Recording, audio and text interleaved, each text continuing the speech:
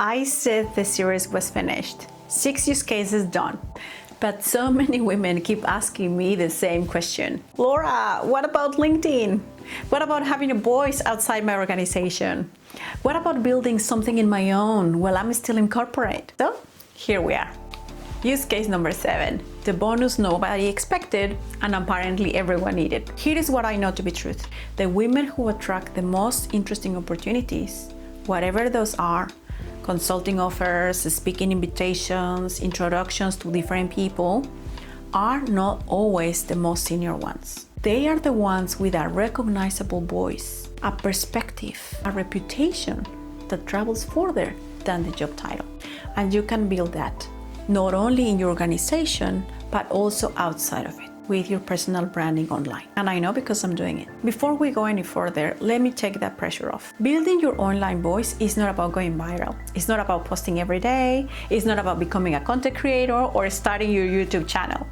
It's about being known for something real, something that people care about and that is close to you. One post a week, one clear perspective over time. That's it. It's consistency. By the end of this video, you will have 3 powerful things. 1, a way to extract your point of view from your lived experience so you always know what to say. 2, a simple way to write posts that attract the right opportunities and connections to you. And 3, a personal brand plan built for women with a full-time job, but with ambitions and dreams bigger than her current title. Please stay with me until the end because I want to share the top 1 mistake that many women do that keeps them invisible online for years. Can I tell you something I was afraid of? For years, I didn't share my voice publicly.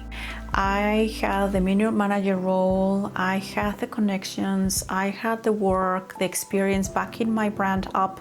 I had my qualifications, but everything was private. And my fear was about, who am I to have a public opinion? I'm just a middle manager.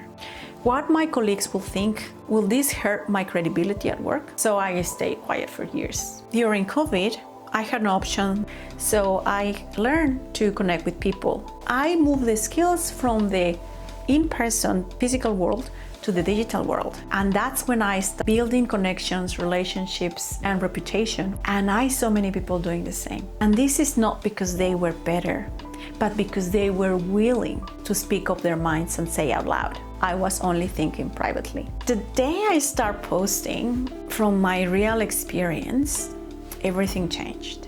Opportunities I never applied, they start finding me. People I've never met and start networking.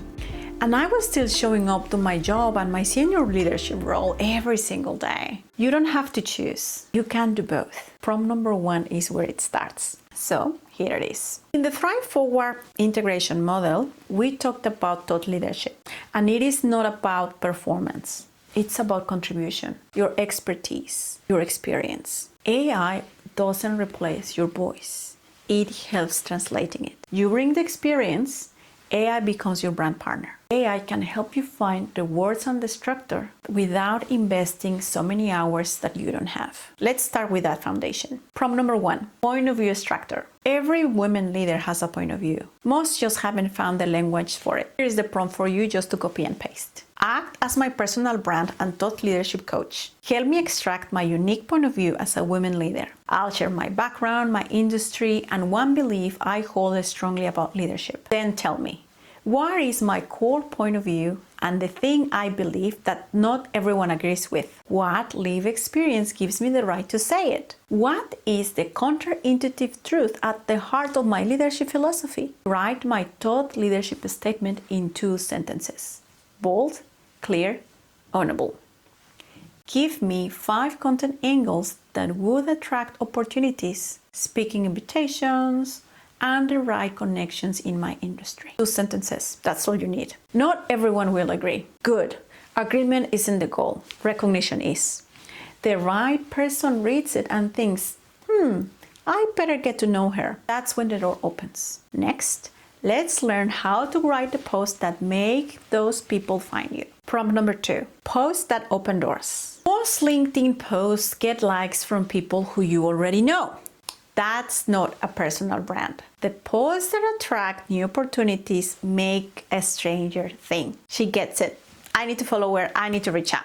So here's my prompt number 2. Help me write a LinkedIn post that attracts opportunities and positions me as a thought leader in my industry. My point of view is, paste the prompt number 1. My target audience outside my organization is who you want to attract. Something real that happened this week related to my point of view. And then you can just put in the brackets one honest sentence. Write a post that opens with a line that makes a stranger stop scrolling, shares a real insight from our experience, challenges a common belief in my industry, and ends with a question or a statement that invites the right people to connect. Tone, direct, warm, confident. No corporate jargon. Under 200 words. Goal is to attract opportunities, not just engagement.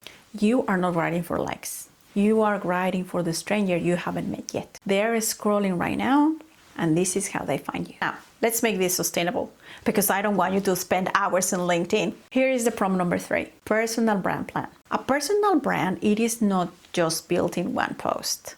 It is about consistency. But consistency needs a system. Here is the prompt number 3 to build it. Help me build a personal brand plan that positions me as a thought leader while I'm still in my full-time job. My point of view is, you paste the results from prompt number 1. Help me build a personal brand plan that positions me as a thought leader while I'm still in my full-time role. My point of view is, you paste in the brackets the results from prompt number 1. My goal is to attract, and then you put in the brackets what you want to attract: opportunities, roles, connections, whatever you want to do. My available time per week is,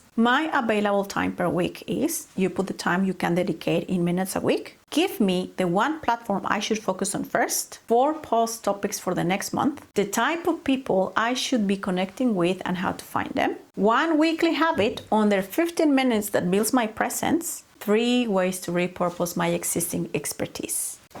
And last, how I measure progress in 90 days. A personal brand builds over time. You need at least a 90-day commitment, not a 3-week experiment. Thought leadership compounds. Trust the process. The opportunities will come. Now it's time for me to reveal the mistake that keeps brilliant women leaders invisible. And here it is. They wait until they feel ready, confident enough, polished enough, senior enough.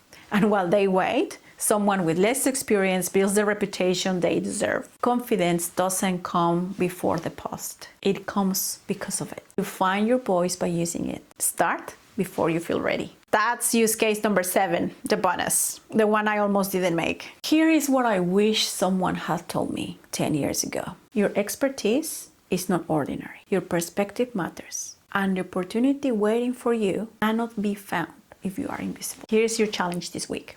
Prompt number 1, write your 2-sentence point of view. Post it just once, see what comes back. Something always does. If this helped you, share it with a woman who is being waiting to be found. She has waited too long. You are not broken. You are ready to lead powerfully, live fully, and thrive forward. I'll see you in the next video.